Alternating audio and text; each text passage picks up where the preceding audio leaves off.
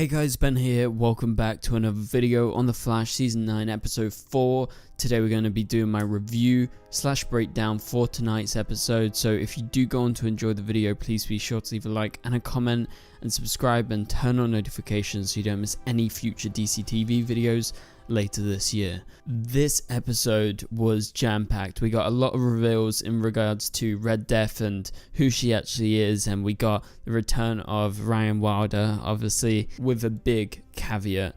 And so this episode was full of interesting moments and references and Easter eggs to the Justice League and whatnot that we need to properly break down, so please be sure to stick around throughout the rest of the video as we go through everything in this episode bit by bit.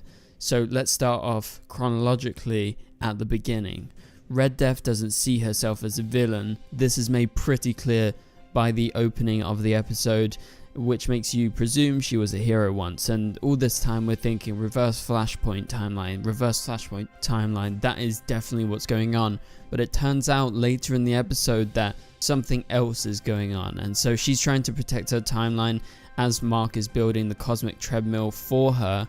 Not really under duress, but kind of under duress. He wants to bring Frost back, and she's promised to somehow bring Frost back, and he believes in it. And so Barry's questioning why Red Death, back at Star Labs at this point, didn't kill him on the spot last episode. And so it makes Barry and Iris wonder why this is the case. And so is there something greater going on here? Why does she need Barry alive? And so they keep on talking about Red Death as if it's a he. At this point you have to realize that yes, they actually aren't aware that a version of Ryan Wilder is under the mask. Only we as an audience have known that since last episode.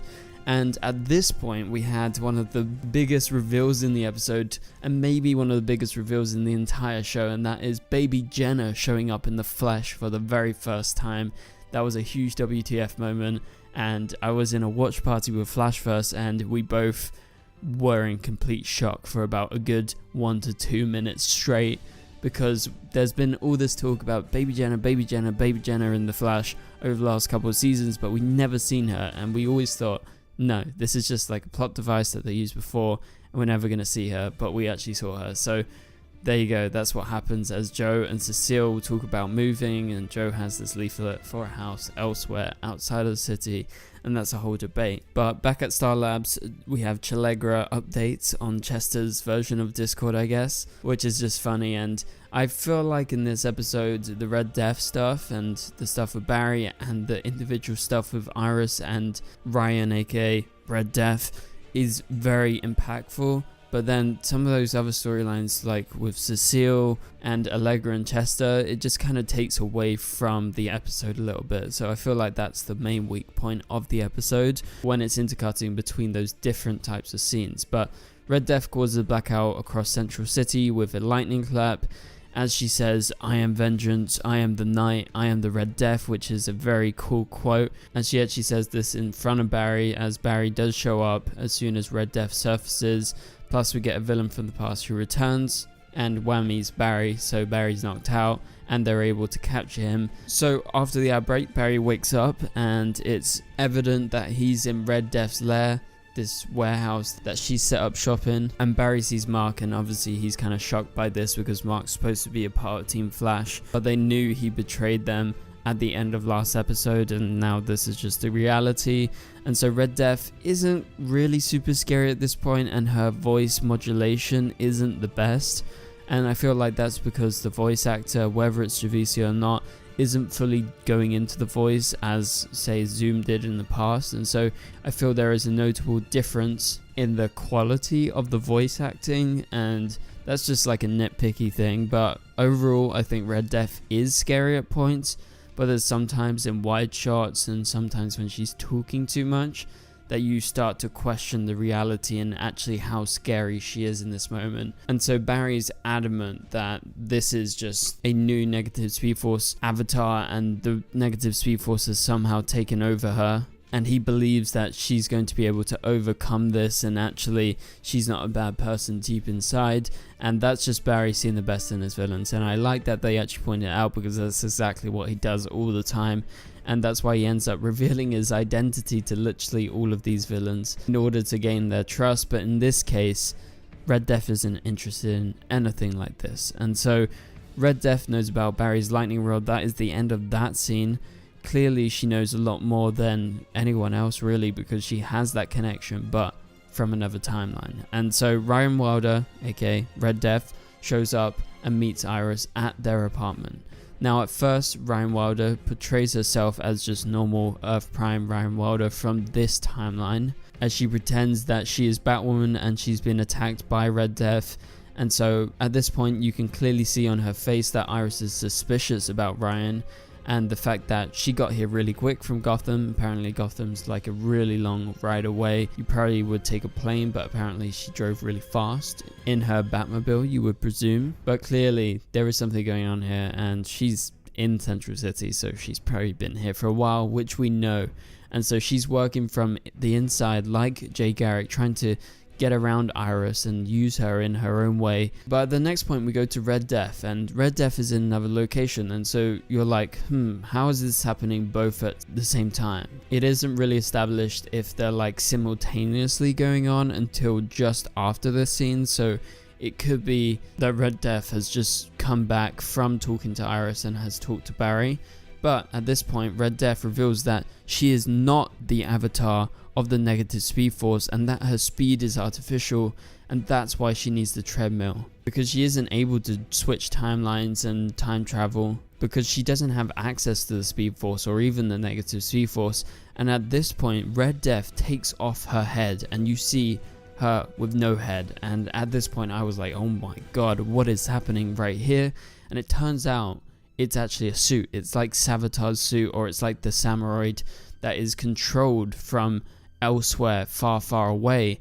And so it's revealed as you see Ryan listening in from Iris and Barry's apartment that she is controlling her Red Death suit, which is kind of acting as an extension of herself or as an AI. I'm kind of surprised they didn't do a time remnant thing here, but it was very creative with her taking off her helmet, as it definitely left me in shock for a minute as I kind of got the explanation given to me by Red Death and the show. So Ryan reveals that she is from another timeline, and at first you're thinking reverse Flashpoint timeline, but it turns out that is not where she comes from, because all of the details that she reveals and we'll be going over just doesn't add up in terms of what we know from reverse Flashpoint timeline that we saw in Armageddon. And so she reveals that in her timeline the Flash is the world's greatest villain, but Iris isn't buying that.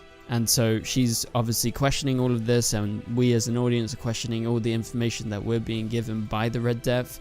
So with the Red Death not being the negative Speed Force avatar, you realize, okay, so she's got this like really high-tech suit that's able to control itself and use artificial Speed Force. She's clearly from a timeline that is quite advanced, and she is advanced in terms of her Gotham tech. And as far as we can remember from the Armageddon timeline, and you have to remember Armageddon is set in the future in 2031, she's actually Batwoman still at that point, so this isn't the case. This is not the same version of the character. So it turns out in many timelines Iris and Ryan Wilder are actually really good friends, even in the timeline that Red Death is from. And so it's also revealed that the cosmic treadmill is quite obviously at this point, as we've all known for a while, is meant to bring her back to her timeline. And so Red Death wants to use Barry's speed in order to tap into that true Speed Force energy, and so she needs Barry to run on the treadmill, but she also needs Barry's lightning rod, that being Iris, and so that's why Iris is looped into all of this. And obviously she has that connection to Iris because they were best friends from that timeline. And at this point you also realize, where is the real Batwoman? Like, is she dead or is she in hiding? We don't actually find out in this episode, so we're going to be seeing Batwoman next episode. So I wonder where she's been all this time. She's probably been tracking it down, knowing Batwoman, but is keeping a low profile. And so even though we can't trust everything that Red Death has said, she says in her timeline she was the adoptive daughter of Thomas and Martha Wayne, and that there was no Batman, and she is the Batman of her timeline pretty much. So she is Batwoman, but in the role of Bruce Wayne, what Bruce Wayne would normally fill for her timeline. And so she talks about Hush. There is a couple of other references about villains that were locked up by her but were eventually released. And so that kind of leads into a kind of origin story of eventually becoming Red Death. And so she mentions some of her allies from the Justice League. She says the League, and she studied their abilities, including the Flash from her timeline. We don't get the confirmation of who this Flash is, and yes, if you're thinking Reverse Flashpoint timeline, you're thinking Reverse Flash, but as I said, that doesn't add up. So we're thinking this is Red Death from another timeline that is just like somewhat similar. But the League is a big thing here. I don't know how this timeline is right now, especially since what went down, and apparently she killed Iris in her timeline by accident as she was fighting the Flash and the Rogues of her timeline. But she threw a lightning bolt and it accidentally hit Iris, and Iris was killed. So that's part of the reason that she has gone to our Iris, because she thinks that maybe they could have that same connection despite them being very different, but she doesn't know that at this point. And so she stole super speed to eliminate crimes and criminals, and so that's why she needs Barry's speed. And at this point, Javicia Leslie lets go and Ryan Wilder loses it as Iris reveals the cracks in her story from a journalistic perspective. And I really like that she just turned it on its head by using her skills, and so Iris just does not buy her story. And so we have to take it all with a grain of salt in terms of what Red Death has told us, but we know that the Speed Force rejected her and sent her to this specific timeline. Yes, that's a bit convenient, but we're going to go with what they've told us. So all of this revealing is just like so much information. Hopefully I noted down everything. I could have totally missed a couple of things here and there in terms of all the big reveals, but that's kind of the gist. So let's summarize this before we move on to the next point in the episode. Red Death is from another timeline. She was originally good, she was originally a hero, but she realized she needed some sort of superpower in order to stop and eliminate these criminals, and so she thought getting super speed just like the Flash from her timeline would be the perfect way to stop and eliminate crimes and criminals, but she took it too far, eventually killing Iris. And so that is a no going back point, despite all of her tragic past in terms of her not having a real mother and father and all of her criminals in Gotham being released. So she's come here to this timeline obviously by accident because the Speed Force rejected her because she doesn't have true Speed Force powers or even negative Speed Force powers. Her speed is artificial based on her experiments monitoring the Flash of her timeline. And also we have the suit. She is clearly advanced in terms of the way that she's able to create technology, and somehow she has embedded artificial Speed Force into her suit. And so at this point she says, "You want to get nuts? Let's get nuts." They're really loving their references right now. I feel like this is just an Eric Wallace thing. But at this point we see Red Death's suit running across the city as it zips in and does an Iron Man forming around her. I love this moment. I thought it was a very memorable moment. I know a lot of people are going to be talking about this online. So yeah, this was a cool big reveal moment in terms of showing Iris who she actually is, and the fact that yes, she took a chance on Iris, but she doesn't care at the end of the day. She is here for revenge against the Flash, and that is all she cares about. And yes, there is nothing more going on apart from, yes, she was trying to return to her timeline, but now that her timeline has been locked off from her because she doesn't have access to the negative Speed Force or to the Speed Force, so she can't time travel and hop over to another timeline. With the cosmic treadmill being destroyed, she is going to focus all of her energy on getting revenge on our version of the Flash rather than her version of the Flash, because there's no way, unless she takes Barry's powers and absorbs it properly, that she's going to get back to her timeline. And so the Flash tips the scales as he runs on the cosmic treadmill just before it's destroyed, as Red Death forces him to go on it. He reluctantly does it, and at this point Iris is there at the same location. She begs Barry not to do it, and then the skies turn red, and even baby Jenna is nearly killed by the red lightning that streaks across all of Central City, and so it's causing havoc. Everyone's being struck left, right and center. They didn't show too much of it, but Cecile was able to save baby Jenna, and this is one of the reasons that they're going to stay in Central City, because they found kind of this motivation that they were looking for. we're not going to get too much into that because I don't feel like that's the most interesting part. So for the end of this video, let's go ahead and talk about the ending of the episode. And so the treadmill backfires all of its energy into Red Death because Barry was somehow able to get through to Mark, and Mark reverse engineered it in order to backfire against Red Death. And so Red Death is briefly incapacitated and Barry is able to get out, but Chillblaine faces off against the rogues and it seems like he has been killed. But we are left with a cliffhanger as Barry is taken away by the good rogues who make the choice to save Barry rather than save Mark and risk the rest of them as Red Death gets up.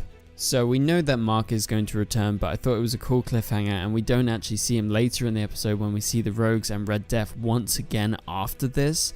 And so they go back to Star Labs. Barry reveals that Mark is dead to Keone, and Keone is like, we have to save him, we have to go back, and everyone's like, no, you're crazy. Red Death is there, the rogues are there, they're gonna actually kill us this time. And so this is followed by a Chalegra scene, or as I like to call it, a Chegra scene, where Allegra goes to Chester to try and talk about everything, but Chester denies her as he is focused on everything going on, and especially with Mark potentially just having died. It's all too overwhelming, so they say, yes, we agree, we'll talk about this after Red Death. So I have a theory. I think there is going to be a Chalegra based episode coming up soon as one of the interludes.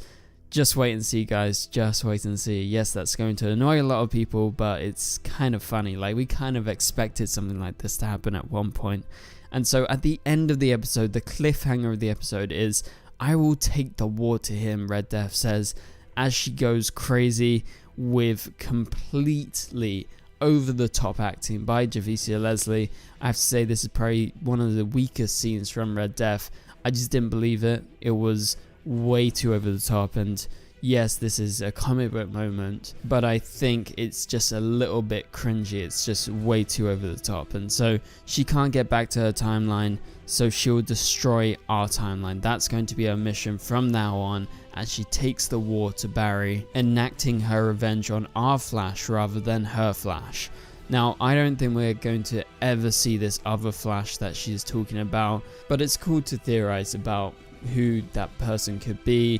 We know that they were a member of the League alongside her originally before she took a dark path, and also we don't know if this timeline still exists. Like, we know she was booted from the timeline to this timeline, but we'll have to wait and see next episode as to how they end this story. Are they going to send Red Death back to her original timeline and be dealt with by the Justice League there, or are they going to deal with her here? So that pretty much does it for this video. Thank you guys so much for watching. If you did enjoy the video, please be sure to leave a like and a comment. That would really help out the video. Also subscribe and turn on notifications so you don't miss any future DCTV videos. Later this year, we are uploading daily right now. You can check out my latest video, which was about the Flash's next episode, which is episode 5 coming next week. Link for that is in the top right corner of the screen. And so for now, I'll catch you guys later. Goodbye.